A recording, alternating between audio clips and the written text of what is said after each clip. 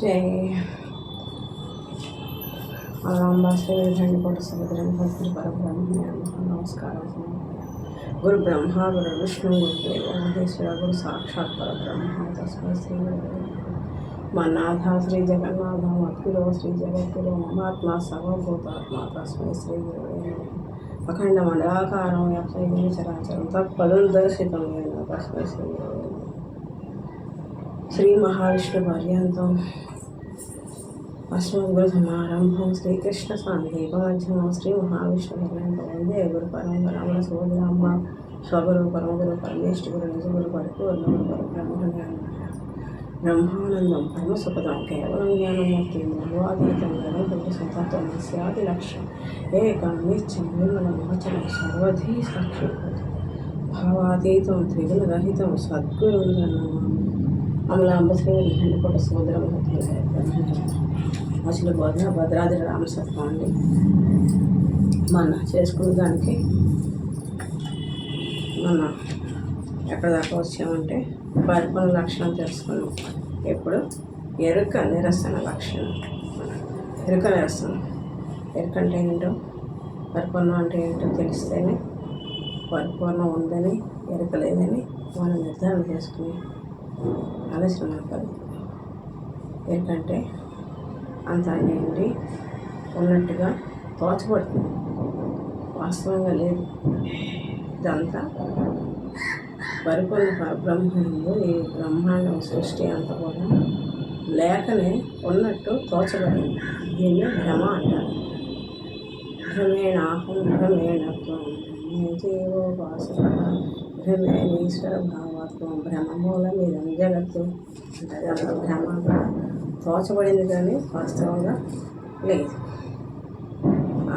లేనిది ఉన్నట్టు మనకి తోచేది ఎరుక.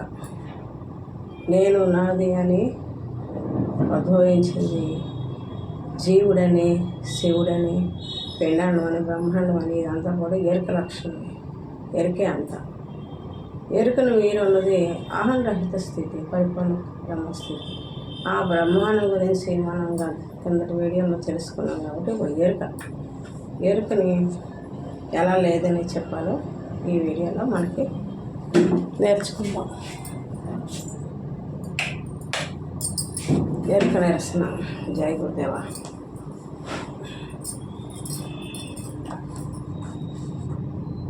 ఆది మధ్యాంత శూన్యం పైన దానిలో పంచభూతంబులు జన్మించలేదు. ఆది మధ్యాంత శూన్యం పైన దానిలో పరిపూర్ణ బ్రహ్మం పంచభూతంబులు జన్మించలేదు. బంధముక్తులు లేని పరిపూర్ణమందు ఈ పంచకోశములు ఉద్భవించలేదు. జ్ఞాన కర్మంబులు లేని వస్తువు యందు ప్రకృతి ద్వయంబులు ఉత్పత్తి లేదు. అచలమునందు మాయా విద్యలాది ఉపాధి ద్వయంబులు ఉద్భవము లేదు. జగము జీవులు స్థావరం జంగంబులు బట్టబయలందు నెన్నడు పుట్టలేదు. రమ్యగుణధామ భద్రాద్రి రామ పరశురామ నరసింహదాస సంరక్షితాత్మ. ఆది మధ్యాంత శూన్యం పైన అతీత అచల పరిపూర్ణ బ్రహ్మం నందు పంచభూతములు పుట్టనే లేదు. బంధముక్తులు లేని పరిపూర్ణమందు పంచకోశములు పుట్టలేదు. జ్ఞాన కర్మము లేనట్టి బట్టబయలందు ప్రకృతి ద్వయములు పుట్టలేదు. అచలమందు మాయా విద్యోపాధి ద్వయదోషములు జగయుగంబులు జీవేశ్వరులు స్థావర జంగమంబులు ఎన్నడను పుట్టలేదు. ఇవన్నీ ఉన్నాయనుకోవడం భ్రమ. ఈ భ్రమని వదిలితే బ్రహ్మ ప్రత్యక్షం అంటారు. పరిపూర్ణ పరబ్రహ్మం బట్టబయలే మనకు ఎదుటే ఉంది, ఎట్టెదుటే ఉంది. కట్టెదుట వైకుంఠం కాణాచైన కొండ అంట. ఈ కొండపైన ఉంది. కొండపైన, కొండ ముందు, కొండ లోపల, కొండ బయట, మన చుట్టూ నిండు ఉన్నది పరిపూర్ణ పరబ్రహ్మమే. ఇది మన కట్టె ముందే ఉంది వైకుంఠం. కుంఠిత రహిత వైకుంఠ అంట. ఏ కుంఠితములు లేకుండా నువ్వు ఉంటే, నేనన్న భావన లేకుండా నువ్వు ఉంటే అదే వైకుంఠం. ఎక్కడికో వెళ్ళి లోకాలు మనం ప్రయాణం చేయనవసరం. ఇదే వైకుంఠం, ఇదే కైలాసం, ఇదే కైవల్యం, ఈ కైవల్యాన్ని పొందాలంటే ఈ నేనన్న ఆహాన్ని విడిస్తే ఉన్నదే పరిపూర్ణ బ్రహ్మం, అదే నీ స్వరూపం. జయ గురుదేవ. దృష్టాంతము.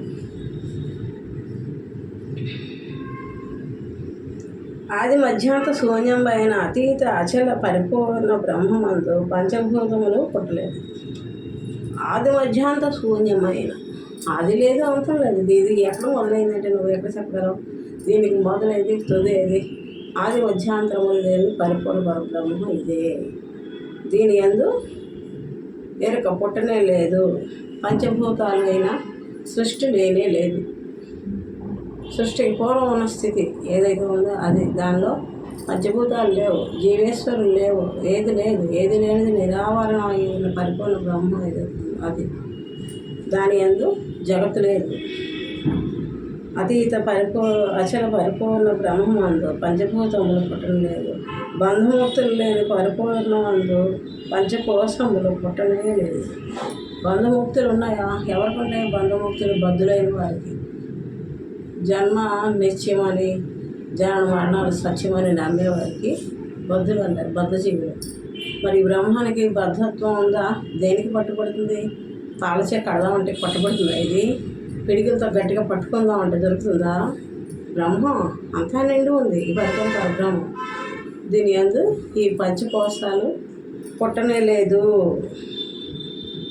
పంచభూతాలు లేదు, పంచకోశాలు పుట్టలేదు. బంధముక్తులు దాని పరిపూర్ణ పంచకోశములు పుట్టనే లేదు. బంధముక్తులు దీనికి లేదు.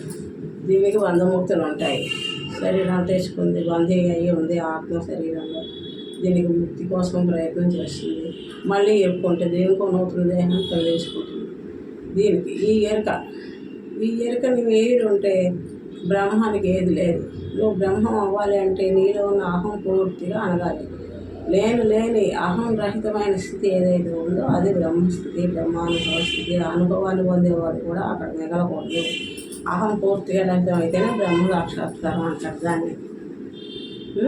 దాని అందు ఈ పంచకోశంలో శరీరము పుట్టడం లేదు. జ్ఞాన కర్మములు లేని బట్ట బయలంలో ప్రకృతి భయములు పుట్టడం లేదు. జ్ఞాన కర్మములు, జ్ఞానం మనకి ఆలోచన శక్తి. ఏదైనా ఒక సంకల్పం చేస్తే దాని కర్మ ఆచరణ చేస్తాం. మరి ఆ సంకల్పం లేదు, వికల్పం లేదు, ఆలోచన లేదు, కర్మ లేదు, ఏది లేదు దీంట్లో. దీనికి శరీరం ఉంటే పంచతన్మాత్రలు ఉంటాయి, ఏంటి అవయవాలు ఉంటే అన్నీ చేస్తుంది మనకిలాగా. మరి దీనికి ఏది లేదు కదా. తన్మాత్ర రహితమైంది పట్టబయలు పరిపూర్ణ బ్రహ్మ. దాంట్లో ద్వైదోషములైన జగత్తు లేనే లేదు. ద్వైదోషాలు అంటే చావు పుట్టుకలు, శీతోష్ణాలు, సుఖ దుఃఖాలు అన్నీ. ఏదైతే రెండుగా తోచబడుతుందో జీవుడు శివుడు, దేహము ఆత్మ, అలాగా ఏదైతే తోచబడుతుందో అలాంటి ద్వైదోషాలు లేనే లేవు. చావు పుట్టుకలు లేవు. ప్రకృతి ద్వయములు పుట్టనే లేదు. అచలమునందు మాయా విద్యాపాధి ద్వయదోషములు, జగయుగములు, జీవేశ్వరులు, స్థావర జంగములు ఎన్నడనో పుట్టలేదు. స్థావర జంగమం లేవు, జీవేశ్వరులు పుట్టనే లేదు. ఇదంతా మాయా కల్పితమైన జగత్తు. ఈ ముచ్చట్లో పడి నిజస్థితిని మనం తెలుసుకోలేక మాయలోనే జనన మరణాలు పొందుతూ మాయ దేహాలు మళ్ళీ తెచ్చుకుంటూ అలాగా పునరభిజననం మరణంగానే జరిగింది ఈనాళ్ళు కూడా. ఇంకా అలా సాగదు. అసలు గురువులు శివరామదీక్షితులు వారు వచ్చారు. శ్రీధర స్వామి వారి దగ్గర జ్ఞానం ఉంది మనకి పంచిపెట్టారు. జన మనాలు దాటే విధానాన్ని మనకు చూపించారు. ఈ భవసాగరం నుంచి మనల్ని చేయటం పైకి లాగే చక్కటి సద్గురుమూర్తులు జన్మరణాలు ఊబిలోంచి మనల్ని పైకి లాగారు.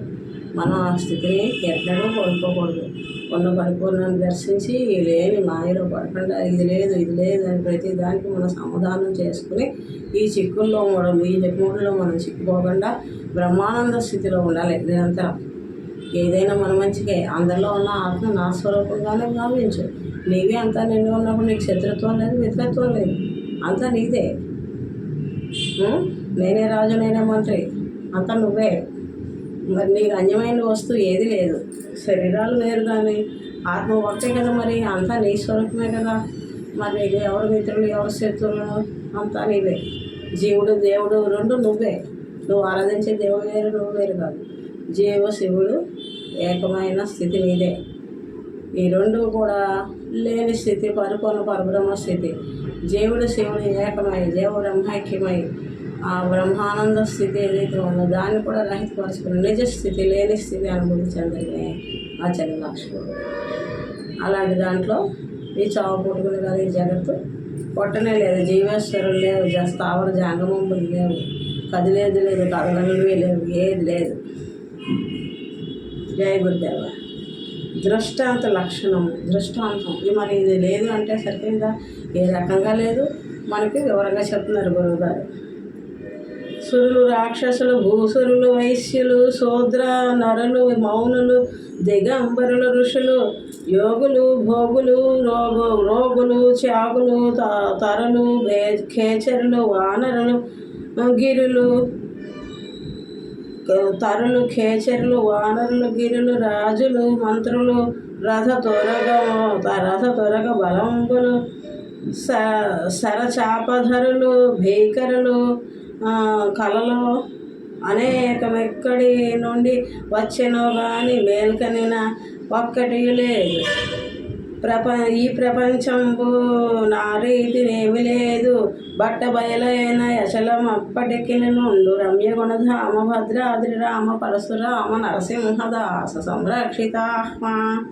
దేవతలు తెలుసు కదా, దేవీ దేవతలు, రాక్షసులు, బ్రాహ్మణులు, కోమట్లు, శూద్రులు, మౌనులు, దిగంబరులు, ఋషులు, యోగులు, నాగసాధువులు, భోగులు, రోగులు, త్యాగులు, తరులు అంటే చెట్లు లతలు, తరులు, కేచరులు అంటే భూచరులు, కేచరులు అంటారు కదా, అంతా కేశాచలో పాల్గొంటుంది. కేచరులు, వానరులు, కోతులు, గిరులు, కొండలు, రాజులు అంటే ఇప్పుడు రాజులు లేరు, గతంలో ఉండేవారు, రాజ్యాన్ని పాలించేవారు రాజులు. ఇప్పుడు రాజులు అంటే ప్రధానమంత్రి, ముఖ్యమంత్రి, మంత్రులు ఉన్నారు చూస్తారా, వీళ్ళందరూ కూడా రాజుల కింద లెక్క అవుతారు. ఓకే. మంత్రులు, రథములు, త్వరగములు ఇదివరకు ఉండేవి. రాజులు అందు మీద ఎక్కి రాజ్యంలోకి వచ్చేవారు. ఇప్పుడు అది వాడటం లేదు. ఇప్పుడు అన్ని కార్లలో వస్తారు. రథములు, త్వరగములు, సరచాపములు, బేకరులు, వేణువులు మొదలైనవి ఎన్నో కనపడతాయి. రాజ్యాలు ఎన్నో కనపడతాయి. రాజులు వస్తారు. మనం ఏదో రాజ్యం చేస్తున్నట్టుగాను అందులో మనం ఏదో ఆనందాన్ని సుఖదుఖాలు పొందుతూ ఎన్నో భావబంధాల్లో చిక్కుకొని ఆ భ్రమలో ఉంటాం. కళ ఉన్నంత వరకు ఎన్నో కష్టాలు అనిపిస్తాయి. అదే ఎంతో ఆనందాన్ని పొందేస్తూ ఉంటాం. ఇక్కడ కుక్కి మాత్రమే పడుకునే ఓ గంటలేసేస్తూ ఉంటాం, వాళ్ళు నవ్వేసుకుంటూ ఉంటాం. ఏదో బాధపడుకుంటూ ఏడు చేసుకుంటాం. పక్క రూమ్లో పడుకునే వాళ్ళకి కూడా భయం వేసి వాళ్ళు మన రూమ్లోకి వస్తాయి. మనం ఏమైందని లేపేదాకా అలాగే వస్తూ ఉంటాం. అది ఆ భ్రమలో ఆ కళ ముచ్చట్లో మనం ఉన్నంత వరకు అది వాస్తవమే. కళలో జరిగే ముచ్చట్లన్నీ కూడా వాస్తవంగానే తోచే ఆ భ్రమకు గురవుతూ ఉంటాం. రాకమని వెలుకు రాగానే ఏమవుతుంది, ఆ కళలో వచ్చిన ఏనుగులు, గుర్రాలు, రథాలు, రాజులు, రాజ్య పాలకులు, మరి ఏనుగులు, రథాలు, పెద్ద పెద్ద ఊర్లు, గిరులు, తరులు, లతలు, సముద్రాలు, ఇవన్నీ కూడా ఏవైతే మనకి కాలంలో తోసిన జగత్తు ఉందో అదంతా కూడా మెలకు రాగానే టక్కుని మాయమైపోతుంది. ఎలా పోతుంది, ఎక్కడికి పోతుంది అంటే ఏమో మాయ అలా తోచబడింది. వెనుక వస్తే లేదు. ఇది కూడా అంటే కళే. జ్ఞానులు చెప్పేది ఏంటంటే ఈ భౌతిక ప్రపంచం కూడా ఈ జాగ్రత్త అవస్థ కూడా స్వప్నావస్థ లాంటిదే. దీనికి గురువు మేల్కొండాలి. గురువు గారు ఇది కలరా బాబు, ఈ మాయలో చిక్కుకోకు, నువ్వు మేల్కో, నిజస్థితి పరిపూర్ణ పరబ్రహ్మ, నీవు నేను లేని నిజస్థితి ఏదైతే ఉందో అదే నిజస్థితి, అదే నీ స్వరూపం అని మనకు గురువులు చెప్పాక ఆ కళలోంచి ఎలా అయితే మేలుకోలోకి వచ్చి అది లేదని నిర్ణయం చేసుకున్నామో ఈ కళలోంచి కూడా మనం మేలుకు వచ్చి ఇది జగత్తు లేదని నిర్ధారణకి రావాలి. జగత్తు లేదు, అది లేదు, ఇది లేదు అని కాదు, నీవే లేని స్థితికి ఎదగాలి. నీవు నేను లేనిది ఏదైతే ఉందో నిజస్థితి అది బ్రహ్మస్థితి. అది తెలుసుకుంటే జనన మరణాలు లేవు అటువంటి వారికి. గిరిలు రాజులు మంత్రులు తురవంబులు సరచాపంబులు ఈ మొదలైనవి కళలో ఎక్కడ నుంచి వచ్చినవో కానీ మేల్కొని చూస్తే ఒకటి లేదు. ఆ ప్రకారంగా ఈ ప్రపంచం ఏమీ లేదు. బట్టబయలైన అచల పరిపూర్ణము మాత్రము ఎప్పటికీ ఒక్క తీరుగానే ఉండును. అర్థమైంది కదా. ఈ పరిపూర్ణ పరబ్రహ్మం తప్ప ఇవన్నీ తోచబడిన వస్తువులు యదృశ్యం తన్నస్యం. ఏదైతే చూస్తున్నామో అదంతా నశించిపోయేది, ఏది లేదు. ఎప్పుడు నిశ్చలంగా ఉన్నది పరిపూర్ణ పరబ్రహ్మ. ఇది ఒక్కటి బట్టబయలు తప్ప ఏది లేదు అని దృష్టాంతం. ప్రకృతి ద్వయ సృష్టి రహితము. క్షరం అక్షరంబులు సగుణ నిర్గుణంబులు సత్యం అసత్యంబులు సత్తు చిత్తు కారణ కార్యంబులు జ్ఞాన కర్మంబులు పురుషుండు ప్రకృతి ఎరుక మరుపు పాప పుణ్యంబులు బంధ మోక్షంబులు జనన మరణంబులు జడం అజడంబులు క్షేత్రములు జీవదేహంబులు మానాభిమానములు మంచి చెడు ఇట్టి ప్రకృతి ద్వయంబులు గట్టిగాను బట్టబయలందు ఎన్నడూ పుట్టలేదు. బాగా వివరంగా చెప్తున్నారండి. అక్షరంబులు. అక్షరము. క్షరం అంటే నశించేది, అక్షరం అంటే ఆత్మస్వరూపం సనాతనమైనది. ఈ క్షరము లేదు, అక్షరము లేదు, రెండు మాయే, తోచబడిన ఏది లేదు. క్షరం సగుణ నిర్గుణములు. సగుణం అంటే ప్రత్యక్షం, కంటికి గోచరంగా కనిపించేది. నిర్గుణం కంటికి కనిపించకుండా అంతా నిండి ఉన్న నిరాకార బ్రహ్మం. సగుణ నిర్గుణం కూడా మాయే. సత్యం అసత్యములు. సత్యము అసత్యము రెండు మాయే. సత్తు చిత్తు కారణము కార్యములు జ్ఞాన కర్మములు పురుష ప్రకృతులు ఎరుక మరుపులు పాప పుణ్యములు బంధు మోక్షములు జనన మరణములు జడాజడంబులు. జడము అజడము. జడము అంటే కదలదు, అజడం అంటే జడం కానిది. అంటే శరీరం జడం అయితే ఆత్మ అజడం, జడం కానిది. అందరినీ ప్రేరేపిస్తుంది లోపల ఉన్న ఆత్మ. నువ్వు నడు, నువ్వు పరిగెట్టు, నువ్వు తిను, నీకు ఆకలిస్తావు, నీకు శత్రువు వచ్చాడు అని అన్నీ మన లోపల ప్రేరణ కలిగించి మన చేతి పనులు చేస్తుంది. ఈ జడమైన శరీరాన్ని ఆ అజడ పదార్థం ఉండి అన్నీ చేయిస్తుంది. అజడం రెండు కూడా ఎరుకే. పురుష ప్రకృతులు ఎరుక మరుపులు పాపపుణ్యములు బంధ మోక్షములు జన మరణములు క్షేత్రములు జీవ దేహములు మానాభిమానములు మంచి చెడు మొదలైన ఇట్టి ప్రకృతి ద్వయములు బట్టబయలందు ఎన్నడూ పుట్టలేదు. బట్టబయలందు ఇవేమీ పుట్టలేదు, ఎన్నటికీ లేదు. జై సద్గురు ప్రభు మహారాజ్కి జై. నిర్వికారాయ సకల నిత్యముక్తిదాయకాయ నిర్గుణాయ నిర్మలాయ నిత్యమంగళం. జై సగుణ నిర్గుణరహితాయ సంకల్పవర్జితాయ సర్వసాక్షాతీతునకు సత్యమంగళం. జై సత్తు చిత్తు సంసిపోయే శత్రు సంహారణాయ వక్తులేని దీపము మెక్కిస్తూ మంగళం. జై సగుణ నిర్గుణరహితాయ సంకల్పవర్జితాయ సర్వసాక్షాతీతునకు సత్యమంగళం. జై చేష్టలన్నీ ముడిగిపోయే చేసేదేమి లేకపోయే శేషమ్మ మనసు మీలో చేరే మంగళం. జై పరిపూర్ణాయ సకల భవ్య దివ్య రూపాయ పరశురామార్య సీతారామ మంగళం. మంగళం గురుదేవాయ మహానీయ గుణాత్మనే సర్వలోక శరణ్యాయ సాధురూపాయ మంగళం. జై శ్రీధర శివరామదేశ సద్గురు బ్రహ్మ మహారాజ్ కి జై. ఆకాశ అప్పారావు సద్గురుదేవ మహారాజ్ కి జై. అమలాంబ శ్రీమతి గండికోట సుభద్రం సద్గురు బ్రహ్మ మహారాజ్ కి జై. సద్గురు చరణం భావభయహరణం సద్గురు చరణం భావభయహరణం సద్గురు చరణం భావభయహరణం.